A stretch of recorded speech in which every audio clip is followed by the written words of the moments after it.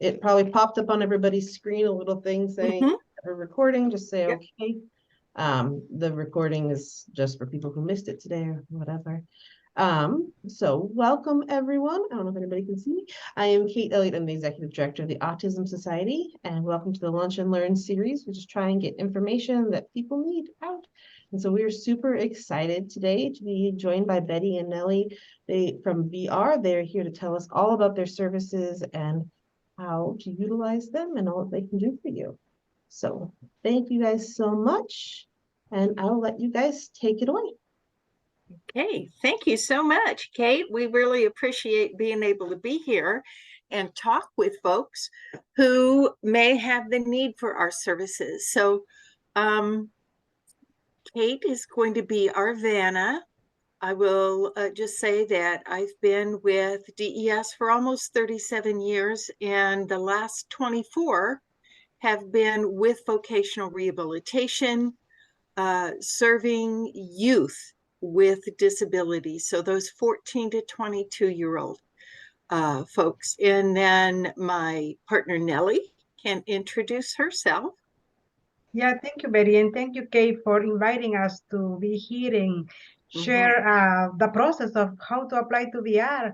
I am the transition specialist for the Southern Arizona. I cover 7 counties, including Pima and going all the way Cochise, Yuma, Nogales. And I am here to help you with any questions you have about vocational rehabilitation, the process, and any question related with VR. In any way we can help, we will assist you through and guide you through the process or give you a reference where to go. We are going to start with a little presentation we have for today. If you have any question, please put it on the chat. Raise your hands at any moment. I think so if your question is coming to your mind, don't leave it for later because you can forget. Just do it at the moment. I do. I forget easily. So why don't we go to the next slide? Okay. We will just talk about these typical things. You know, what is vocational rehabilitation, in case there are folks who have never heard of the agency or the services. We're going to talk about the VR process as well. This is a government program, and anybody that's dealt with government knows that there's always a process. So we'll talk about some of the examples of vocational rehabilitation services that individuals might receive. We'll give you some resources, and then we'll just kind of summarize everything. So Nellie can take the next slide, please. And thank you. We want you to know, to understand the VR process. It's a little complex and long, but we are going to make it short. And if there is a question that you already have because you are already there, you can ask that also. Understand the VR process. You know, it has some sections, some steps that we need to follow. Understand what makes someone eligible for VR, and also why some people get a letter of you are not eligible, you know. Learn some examples of possible VR services, and we will explain that examples. And maybe if you have a case that you want to bring up and maybe ask about it, you can do it as well. And next slide, please. So what is vocational rehabilitation? Just a little history lesson. It's been around for a long time. It came about in 1920, and it was for the men that had returned from World War I and were wounded and needed help getting back to work, because back then a lot of men had grievous wounds. So it is an employment program for individuals starting at age 14. There's no end age. We start at age 14. And those individuals have a documented disability. That disability creates a barrier to employment. And those individuals want to work and need services from VR to prepare for, get, keep, or advance in employment. So documentation can be from the school, like the IEP and the multidisciplinary education team report. It can be a doctor's document stating the individual has these diagnoses and they impact them in this way. It can be something from the psychiatrist or the psychologist that that person is seeing for their disability related symptoms. It typically is something in writing that gives us information about what that individual has and how they experience that diagnosis. Next. How does VR help me find or keep a job? You know, like we were saying in the slide before, VR is an employment program. Sometimes I have people that email me and say, oh, I have a relative who wants to go to college and I want to see if we can apply to VR to have a scholarship. And we always said, we are not a scholarship program, we are an employment program. What we do, VR will guide you to selecting a job goal. One time you have a job goal, and if that goal, this is the key part. I always say this, listen carefully because sometimes people confuse this because they said, why my friend is getting a scholarship to go to the culinary program? Or why my neighbor applied to VR and they have booths, they have tours, and VR is getting all this for them. Everything is related with the job goal you have in your employment plan. If your job goal requires to get some college classes in order to get certified in something, there is a process that we follow case by case, because the first things we do, the VR counselor is doing is, okay, let's apply to FAFSA, because if you qualify for FAFSA, you can get money from FAFSA. If you don't, this is how the process follows. Also VR will help you identify what the skills you have or what the skills are needed in order to reach your job goal. Because when you go to the interview with a VR counselor, you will talk about what you like to do, what you don't like to do, what you enjoy, if you are a people person or you are more shy. The VR counselor is going to guide you with a job goal. Also provide services to help you to get and keep the job. And these services is guiding you through the process, is helping you how to apply, is helping you how to prepare for the interview. We will guide you during the entire process. From the beginning, oh, I would like to work on a daycare, or I would like to work with animals. From the beginning, we will guide you. Consider that you are an equal partner in all the decisions. It's not a decision that the VR counselor is going to take for you. You can change your job goal anytime. And every time you change this goal, everything down is going to change as well. But this is the way we help you and guide you through the process because at the end, we want you to accomplish the job goal. And if that requires some college classes, some training school, preparing you to buy some boots and tools because you will need that while you're practicing, we will help with that. But every case is different because everybody have a different job goal. Next slide, please.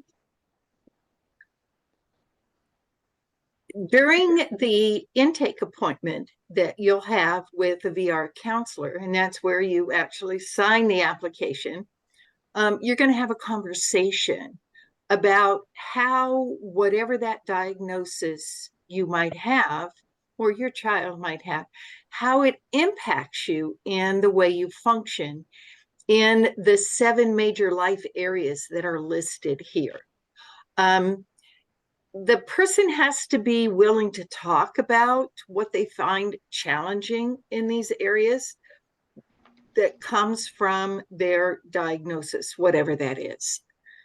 So you might be tempted to look at these different areas and take them at face value, but we can't, because communication, you may say, oh, well, I talk just fine. I don't need a sign language interpreter. I don't need a Braille or any kind of special accommodations for my communication skills. I'm good. But perhaps you have some learning disabilities that impact your receptive or expressive communication skills. So how you talk about things or understand things that you hear, those are those kind of communication skills that we're going to look at. What do you need to be successful?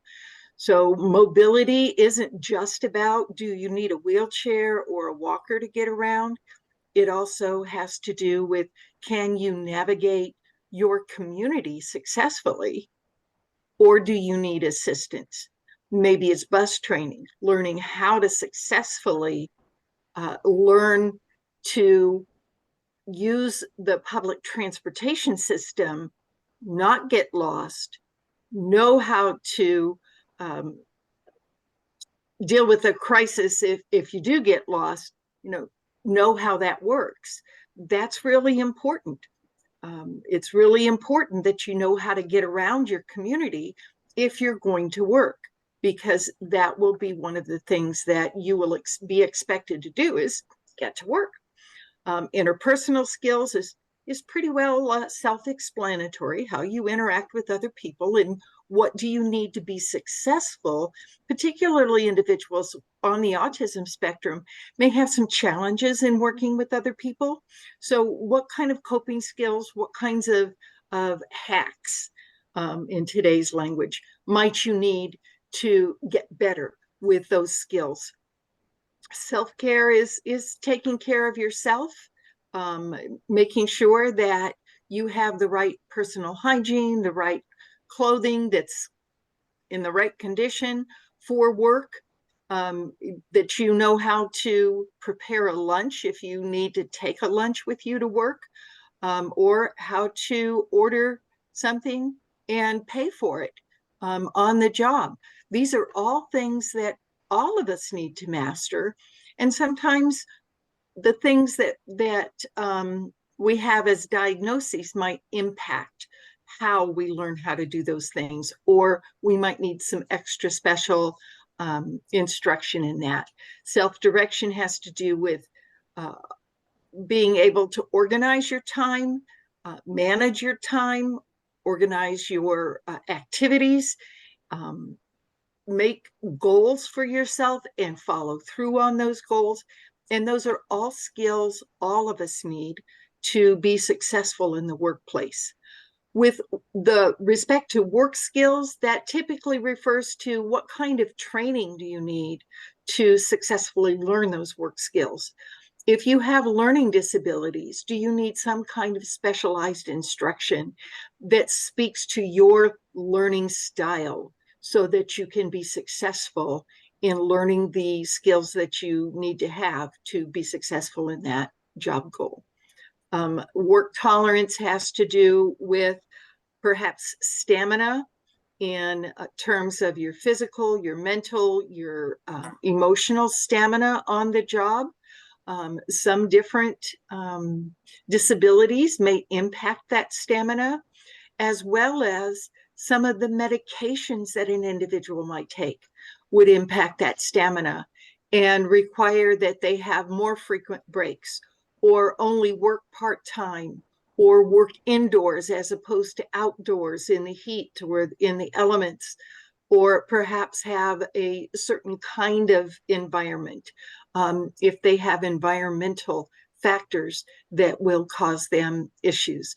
So we look at all of these areas, and I kind of tried to give you examples for each one of them, but you need to understand yourself how your disability, whatever that is, might impact on your ability to perform in these different areas, and what kinds of helps would be useful for you to be successful in all of these areas, because they all deal with success in employment.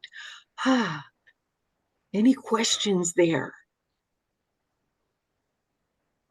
I'm not seeing any hands fly up. Oh, Robert, did you Well, have?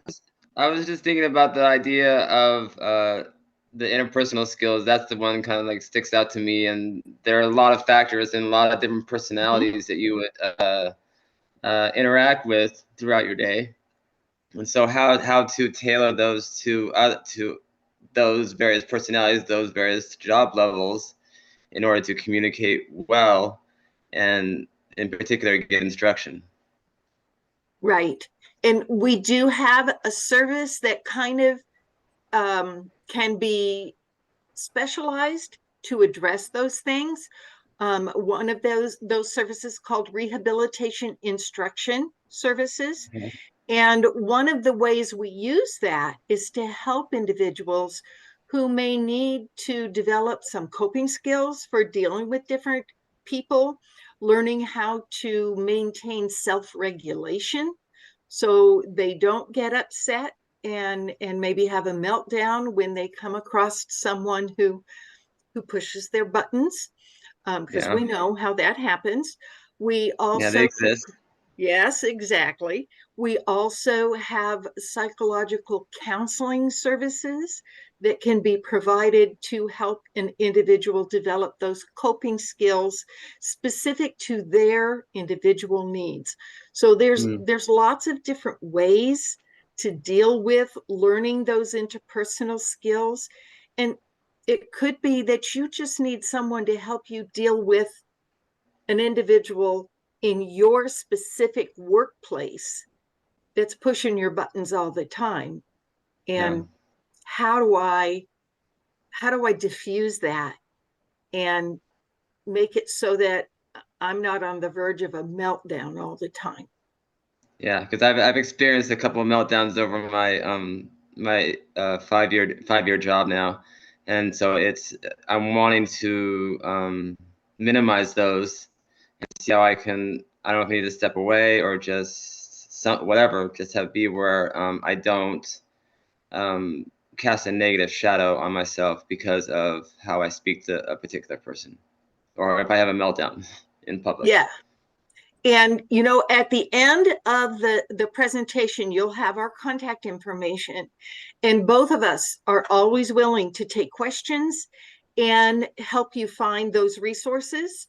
If you are facing a situation where you're having more meltdowns than your boss is really comfortable with, and you need some services now to help you keep your job, we can guide you through the VR application process so that we can help you get those accommodations, or perhaps we can help you find something through like the job accommodation network that will help you right now. Okay, so Yeah. look for our contact information, and Nellie and I both are more than willing to have a meeting with you, and meeting with you and your boss if that's the way you want it. I mean, we're willing to help you with those things. Yeah, I Okay. appreciate that. Yeah, Sure yeah, because thing. that's my biggest concern right now is those meltdowns. Yeah, I get it. I think we're ready for the next one if nobody else has a question. Okay, let me explain in 6 steps the VR process. Before you enter to step 1, you have to complete a refer form. It's not there, but anybody can refer you to VR. Your case managers, teachers, parents, yourself can refer to VR and complete the refer form. But the refer application or form is not an application yet. You have to come and you will, when you complete the refer form, somebody from the office where you submit it, where you send it, will call you in 3 days. All VR offices, after you submit your refer form, have 3 days to call you and schedule the intake appointment, the orientation. when you know that you did complete the refer form, please pay attention to your phone, to your email, because somebody from VR is trying to reach you and schedule the orientation. The step one, that is the orientation. One time you schedule that orientation and you go there, they will start with the application intake. And this application intake, they will be talking about, these 7 steps that Betty just described in the slide before. They will be talking about these 7 major areas of life. And based on that 7 steps, they will write you the individual employment plan. That is step 4, where you have to choose the job goal, wherever you want to work, what requirements you need to accomplish that goal. If you need to go to college classes, technical education classes, or you will be learning, doing some volunteer work, whatever you need to do in order to accomplish the goal is going to be in your plan. Step 5, participate in plan services. All the stuff that VR counselor is writing with you and that you choose will be in the plan. If that includes that you have to register to any community college to take some classes, because in order to be teacher aide, teacher assistant, you need 30 college credit or 60 college credits. You need to prepare for that. And you have to participate, or if you need to go and do an evaluation, any test, or you need to apply to FAFSA, or you need to apply to some courses in order to prepare you to help with the interview skills. All the plan that is written for you, you have to participate in that. That includes also applying and doing research for where do you want to work. There are so many websites and so many, I call, if you go online, we have like the Pima County job opportunities or job openings in Pima County that you can go. They post on daily basis who is hiring, when they are hiring, job fairs, and all that is part of the step number 5, that you will be participating to attending job fairs and applying to jobs, going to interviews, and going through the process until you finish the step 6. That is when you will be get hired. But during a step 2 and a step 3, there is 60 days for in order for the VR counselor to write during the intake and eligibility. There is 60 days where you will know and you will receive a letter from VR saying that you was eligible for VR. If you receive a letter saying that you are not eligible, you always can appeal and you always can ask questions why you was not eligible to participate with VR services. And this step can be taken, and we can help with that as well to review the reason. Maybe a documentation that the VR counselor was asking you is missing. Maybe you don't have the documented disability by the doctor or by the school psychology, and we need that in order to determine your eligibility. It's so important to collaborate with all the documentation that the VR counselor is asking, because if any of this is missing or is not there, well, in VR counselor is trying to contact you and calling the office, calling you in order to complete the documentation. After a specific amount of time, if they don't hear from you, they will close the case because there is not collaboration from the other side. And after you are being eligible, there are 90 days for the VR counselor to write your plan. Of course, this will require your participation, going to attending appointments either online or in person, phone calls, emails, and you have to be participating, and you have to be answering all these questions in order to write the plan, because the VR counselor cannot write a plan without your collaboration and without your input, because everything you want is because you are telling the VR counselor that that's the way you want that go. If you want to work for radio, for example, and you are computer savvy, and there are some courses that you need to take, we have to follow all that steps. And step number 5, 6, you will get hired and you will be doing the job that you want to do and get stable on the job. But let me get to the other slide, and Ms. Betty will continue explaining what next.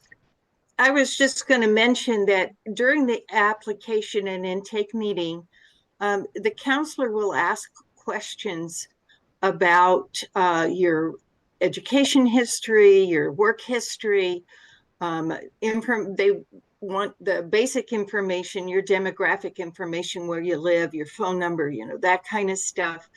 But they'll also talk with you about your goals and what you expect from vocational rehabilitation. And all of those things are really important for us to get to know you and to figure out what do you want from your vocational rehabilitation experience. During that planning process, we want to make sure that you've thoroughly researched the job goal that you might have, because you need to know, does it fit me? Does it fit my strengths, my interests? Does it fit my work values, my work style?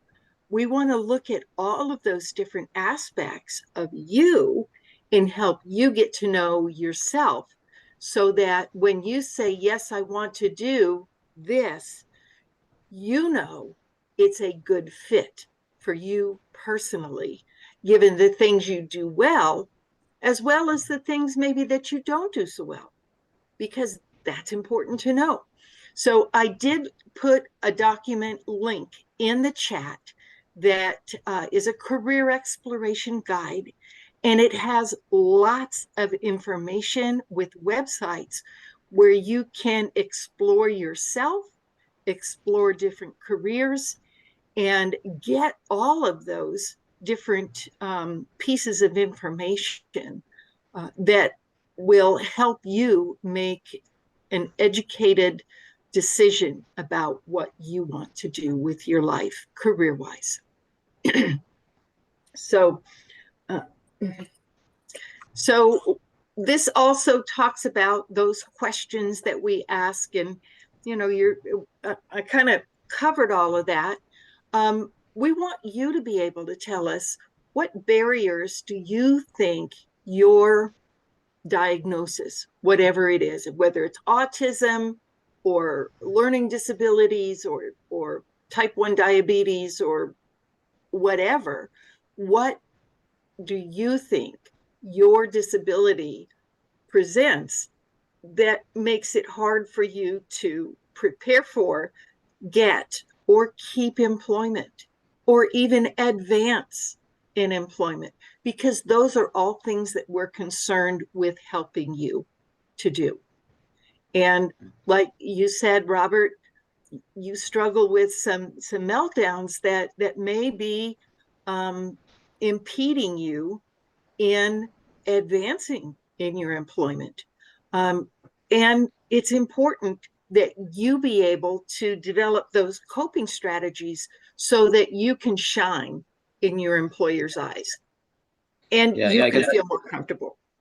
Yeah, that really is something that, like you said, that could be preventing me from moving up, because how I'm viewed not only by management but also my peers, that plays a part. So while my intentions are good, the meltdowns are not, and so that's something that I'm trying to be more aware of and focus on, because acknowledging that's one of my bigger barriers is helpful, but how do I cope? How do I eliminate them?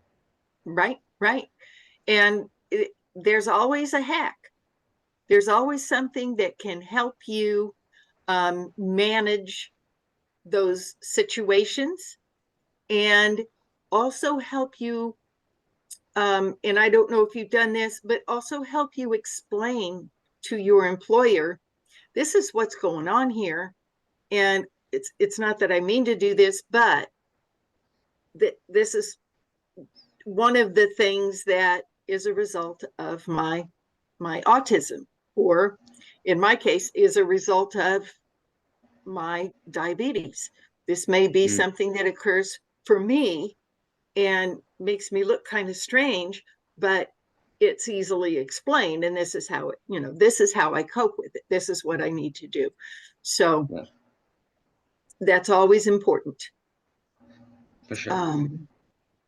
So we will also talk about income. That is one of the things that we look at. There are 7 services that we provide that are based on an individual's income. And we use the federal poverty information, the income. The income chart. The income chart, yes, thank you. For the getting my words mixed up, for the federal poverty level, and it changes every year. If an individual receives SSI or Social Security disability income, they are automatically eligible for any of those 7 services. But otherwise, we would look at the individual's income and determine, do they meet our qualifications for those particular services. Those don't include things like tuition, but they do include things like transportation assistance, books, materials, and supplies for school, work tools and clothing. So there, like I said, there's 7 things that are based on income. And if you don't meet the income standards to receive those and you need them, we're going to help you look at other ways to get those items. So we're going to tap into community resources. So I just wanted to mention why we need to look at income. It's because we do have some income standards for a few of our services. And 7 out of all of the services that we provide is a very few. So we can go on to the next slide, please. Yeah, and it looked like I very just mentioned all of this stuff before, but while writing your plan for employment, your vocational counselor is going to assess your current skill, like Betty was mentioning before.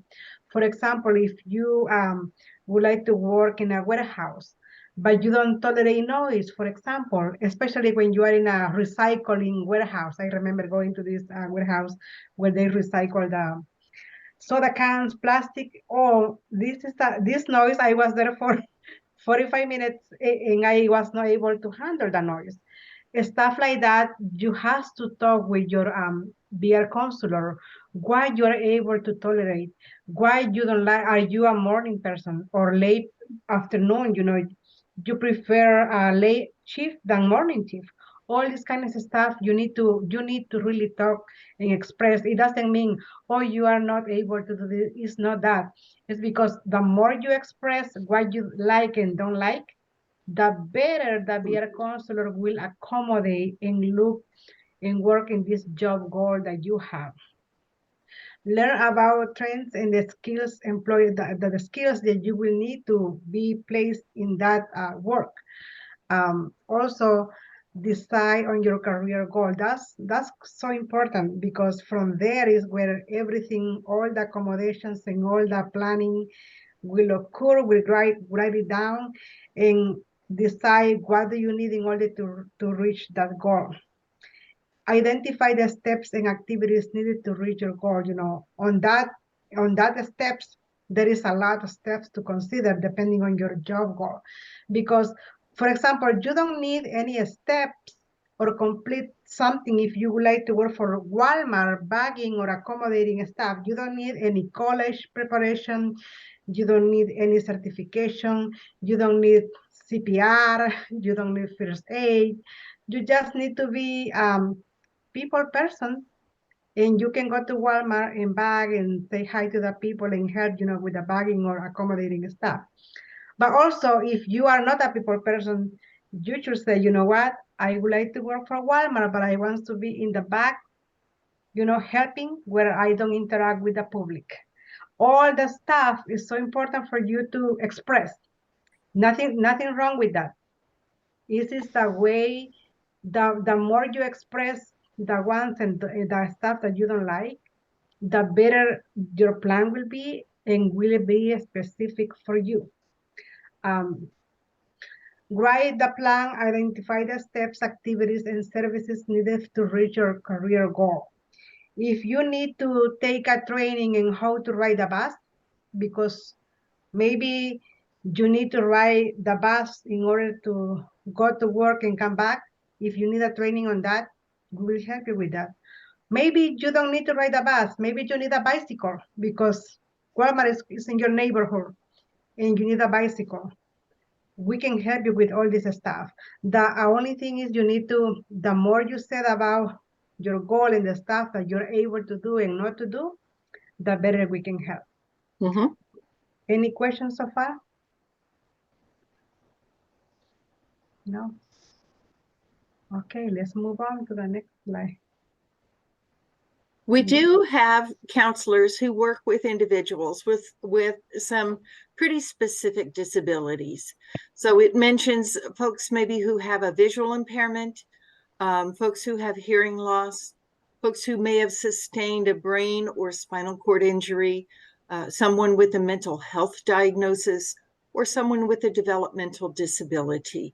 Those are very specific categories of disabilities. And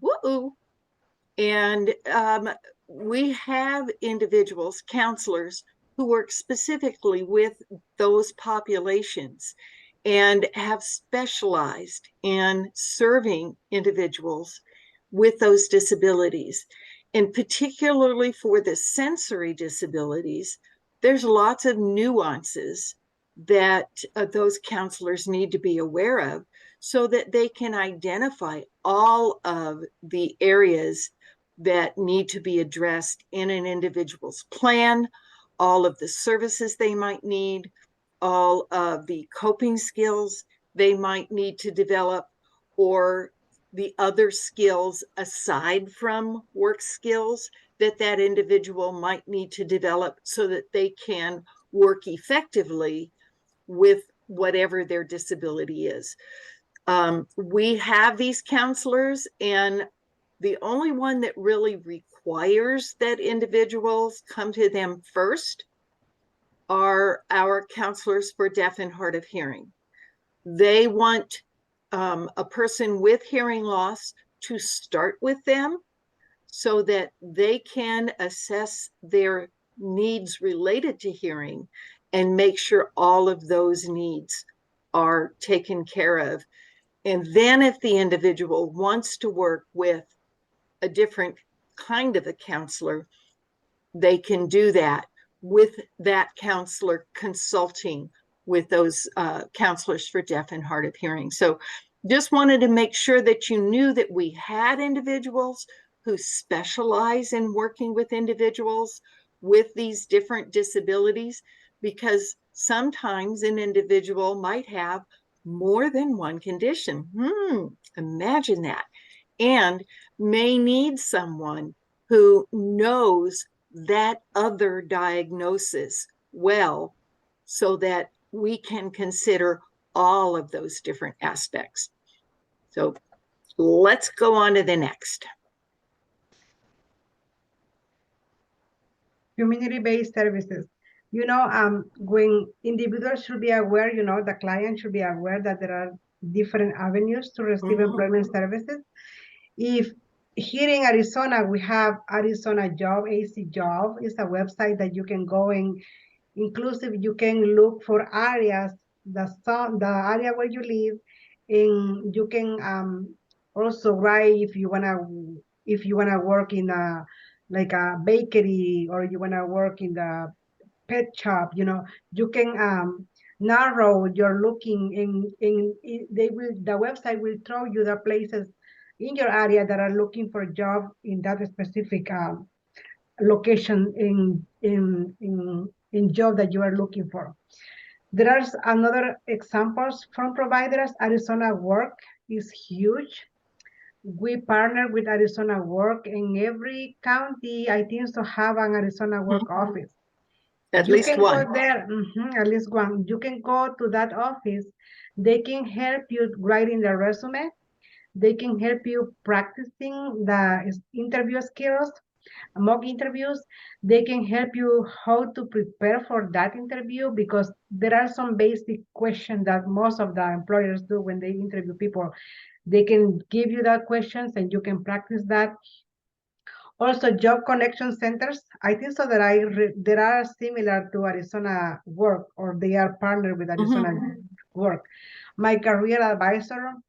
Also, there are some job exploration sites online that you can go, and inclusive, there are some places where you can go and look for accommodations that you will need. What is the website, Betty, for the accommodations? Job Accommodation Network. Accommodation network. It's Because askjan.org. exactly, askjan.org and accommodation website. Because if you go to this website and you say, oh, this is my situation, I would like my manager can help me with these accommodations. You go to this website and give you ideas how to ask and how to have it. And most employers, they can see these websites, and when you ask for accommodation, it's so important that they provide that accommodation. One important tip: when you go to the interview, you never disclose your disability. That's not part of the interview, and that's not a requirement. One time you get hired and you say, you know what, Robert, we're calling you because we want to hire you for this position. Do you accept the position? And Robert said, yes, I would like to work as assistant manager. When you accept your position, then you go there and say, I need these accommodations. But during the interview process, you never disclose your disability. It's not a requirement from the law that you have to disclose. If they ask you, it's up to you. They don't supposed to ask. Employers, when they go to the interview, they don't supposed to ask. But if they ask you, you can reserve yourself and say, I can talk about later when I get hired. But when you go to the interview, you don't have to disclose yourself, your disability, or your situation. That's not part of the interview, just to keep in mind. Any other website, Betty, that I am missing here? I know we have Easy Job, we have On It, we have the Ask Jen for the accommodations. And I put the career exploration document in the chat. I also just dropped in the link to the Job Accommodation Network. It has so much there. And I know every single community has different opportunities for job seekers. I live in Maricopa County. That's what I know mostly. And so that's who I put in there. But every county has an Arizona at Work office, at least one. And you can look online for Arizona at Work. They are part of DES, but they are also part of each county, because each county has a workforce development board. So if all else fails, look at your county government for Arizona at Work. Exactly. Next.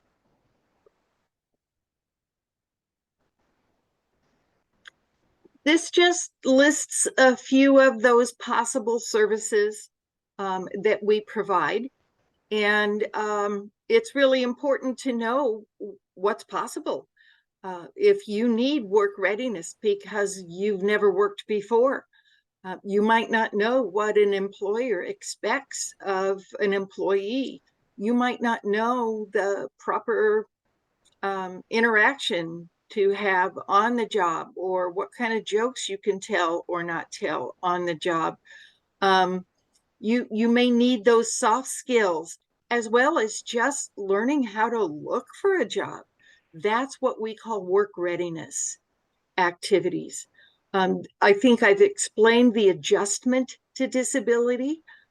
That's one of our rehabilitation instruction services that helps you understand your own accommodation needs, perhaps helps you understand how to disclose your disability and at what time you would disclose your disability to your employer, how that might look. Job development and placement is probably our most used service, because that's where you work with someone one-on-one, and they are our contracted providers that you would work with, but you work with them one-on-one and they help you find that employment. Counseling about different job training options, that's really important, because if you don't know your learning style and how you learn things best, you might not understand that you really need someone to demonstrate that skill to you, and then make sure that you're following that demonstration well, instead of reading a book about it and understanding how that skill is supposed to go down. Those are all important things to know. Assistive technology, everybody carries something in their pocket every day that's a big, I guess you can't see that. Yeah, my cell phone. That's a wonderful piece of assistive technology, but sometimes we need to know how to use it to help us in the areas that we need. Information and referral to other community resources, that's very important as well. Just knowing what's available in your area that you might be able to use to help you with whatever that need is.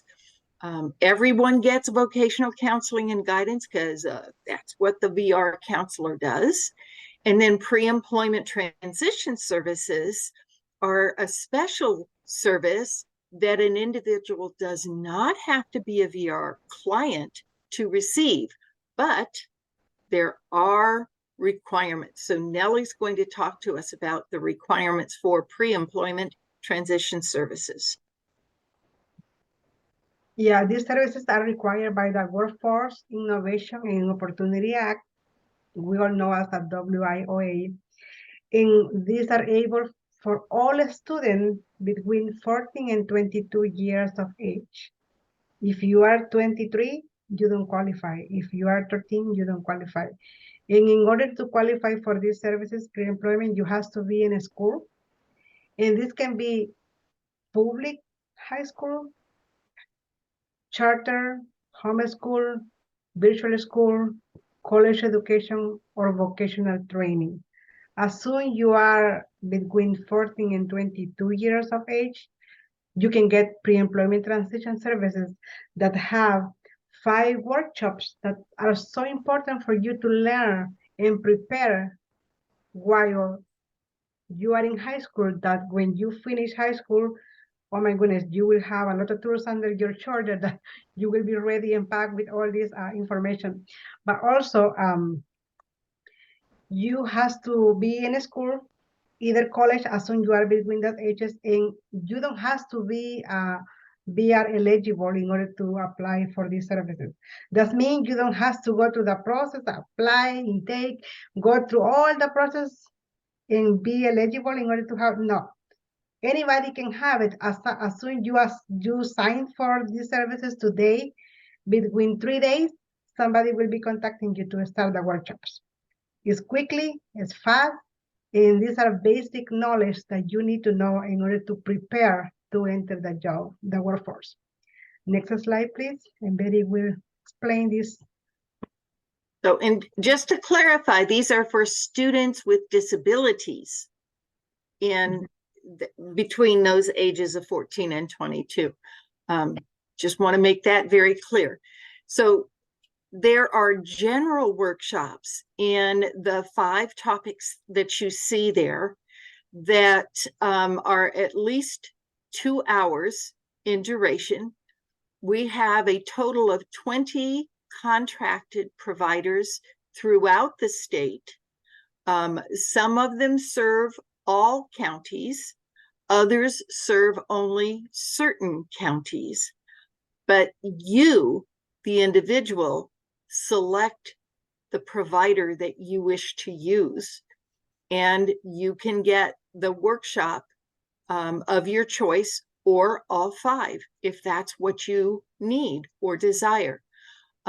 Those workshops can be repeated, because we know as students move from 14 to 22 years of age, they have different needs with relation to these 5 topic areas.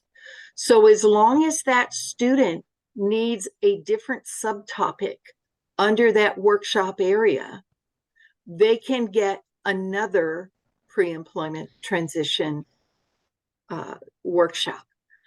So if you look at these 5 areas, they're really necessary for helping that student with their transition planning. And Ms. Male, do you need, or Male, I'm not sure how you pronounce it, do you have a question?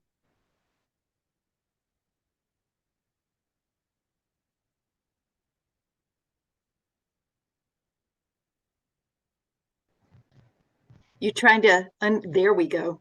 Okay. Yeah. And no, I am with an agency here, so you're giving me lots of helpful information. Good. Because if your agency works with youth in that age range with disabilities, you can contact our providers and identify the students that wish to work with that provider at your place of business, and the provider will come and conduct the workshops for those students, and we pay for them. So that's a wonderful way that your organization can use pre-employment transition services to benefit students with disabilities who are also served by your organization.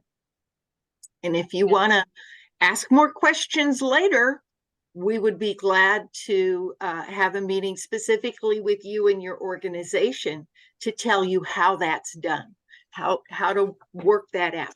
And our contact information is at the end of the presentation. And I think we need to step it up because we still have 4 more slides. But does that help you? Yes, very much. Thank you. Terrific. The next slide. Yeah, this is about how you participate in VR services.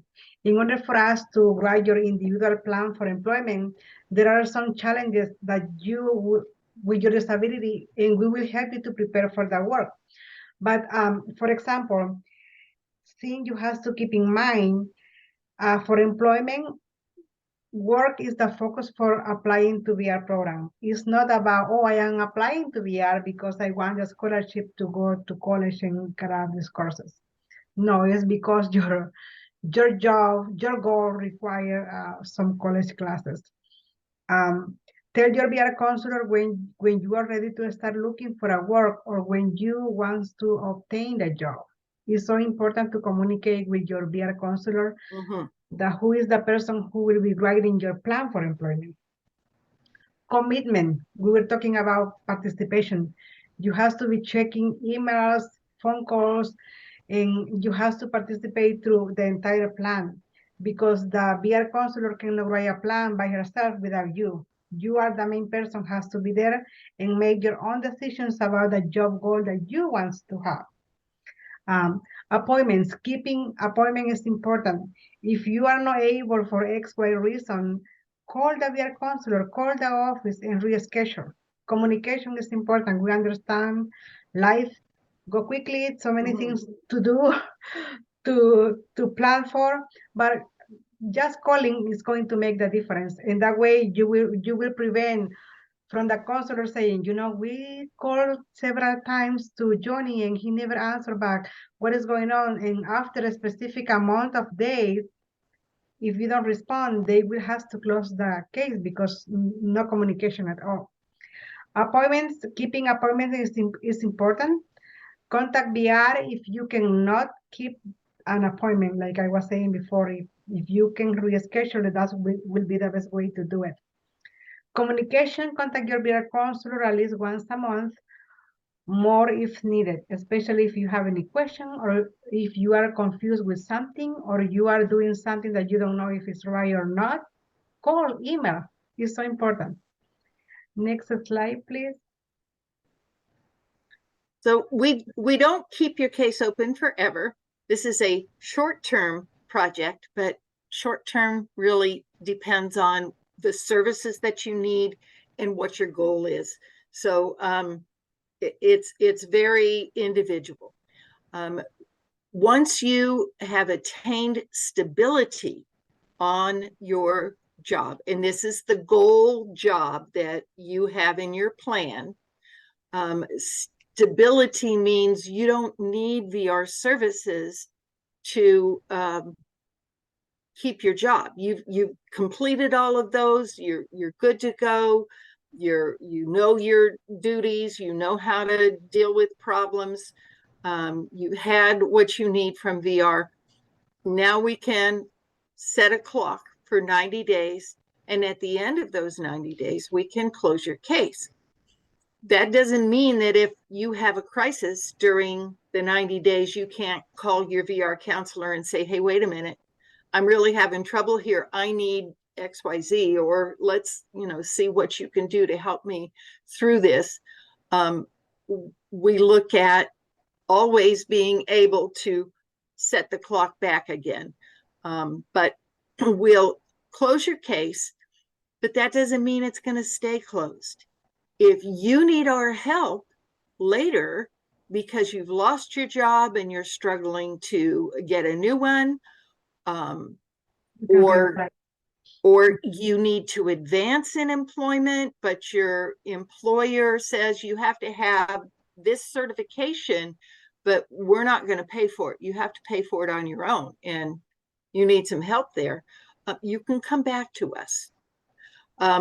Individuals who have more significant disability-related needs that maybe are more impacted, they may be able to have a supported employment plan for employment, and that will cover them for a longer period of time, and typically will include extended job coaching. And that job coaching is very important for being able to keep the job. So I'm talking people who maybe have communication disorders where they really struggle with communication, or perhaps they have intellectual disability and they need extra special instruction and follow along to help them get stable on the job. It takes them a longer period of time. That's what I'm talking about with a supported employment plan. Did you have a question, Robert?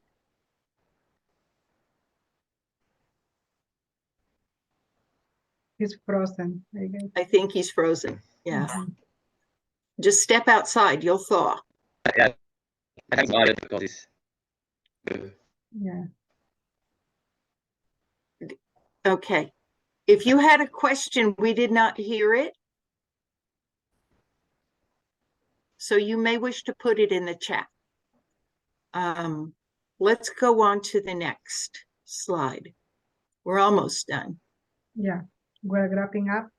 And remember, vocational rehabilitations provide employment services for those whose disability creates a barrier to preparing for, getting, or keeping a job. Because probably you have a disability that it doesn't impede for looking and keeping and maintaining. Then you don't need VR services, because the purpose of us is help you with that, impede you to move on. VR is able at any point, If we close the case because lack of communication or something went on and we were not able to communicate with you, it doesn't matter if they close it. You can apply as many times as you want. They close it again, you apply. They close it, until you get what you want. Persisting is important. VR services are based on the disability-related needs of the individual. We will focus on your needs. Your plan will be individual, will be one-on-one, and you will get what you need in order to achieve the goal. There are VR offices around the state, and 6 of the Native American tribes in Arizona have their own VR agencies. That means if you are part of a tribe, you cannot apply to the one on the county you live. You have to go to your tribe VR agency. There is a website link over there when you can look for the by counties, the offices, and yes, Betty, it's not by office. I just want to say that if you are a member of a tribe in Arizona that has a VR agency, you can use state VR. You do not have to apply only to your tribal VR program. You can receive services from state VR, but some VR. Folks who live on reservations may want to use their tribal vocational rehabilitation. And we do work together with tribal VR programs so that we can provide the services that perhaps that tribal VR cannot. So just wanted to make sure that's clear. Yes, thank you, Betty. I say that the opposite, but thank you for the clarification. I think so. Yeah, that's all. In the next slide is about questions if you have, and the following is our information in case you would like to email Betty or myself with any questions related with your case or a specific situation that you have. Email either of us, and we will be able to answer if we know the answer or connect you with the right person that can answer that question. We have a lot of connections here. We work together, and anything that we don't know, somebody else will know it. Awesome. Thank you guys so very much. We really appreciate this. I will be sending out an email with the recording for this, as well as all the links that Betty put in the chat. I'm putting those links in the email as well, so you guys can see all of those. You don't have to catch them in the chat. And I'll put Betty and Nellie's email in that email as well, so you can have that contact information. And also I will be putting a survey so you can let us know how we did, and if there's any other topics or anything you need to let us know. But this was awesome. Thank you guys so very much. I know we've got overtime, so I won't. Okay. Thank you so much. Hope you got your information.